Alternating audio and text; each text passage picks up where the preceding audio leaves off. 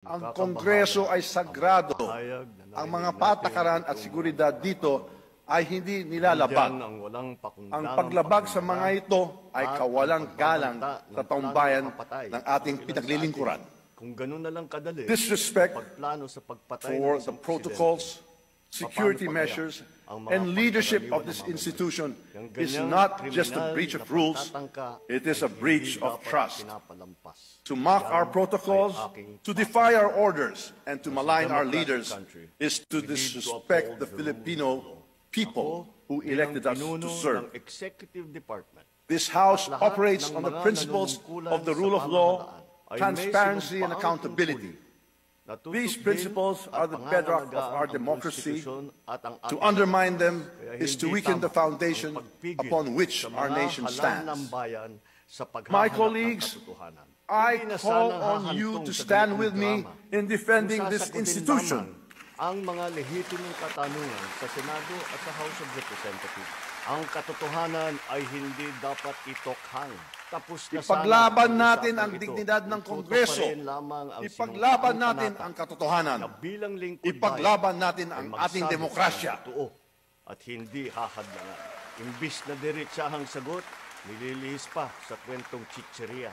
Hangad ko this is not about personal interests. It is about preserving the integrity of the House of Representatives and ensuring that it remains strong and a credible voice for the Filipino people. To the Filipino people, I assure you that this House will not waver in its commitment to transparency, accountability, and service. We should not allow individuals to ruin this great nation with their manipulative tactics, their troll armies, or their few blind followers.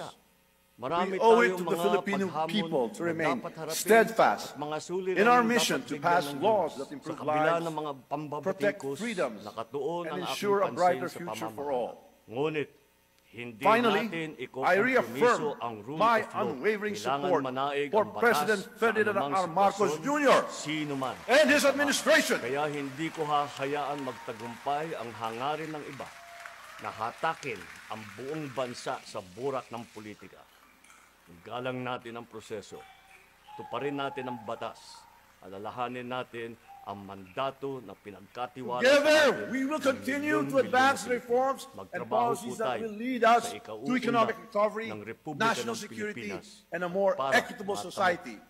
Ang laban na ito ay hindi tungkol sa akin, hindi tungkol sa inyo, kundi para sa ating bayan at sa kinabukasan ng bawat Pilipino.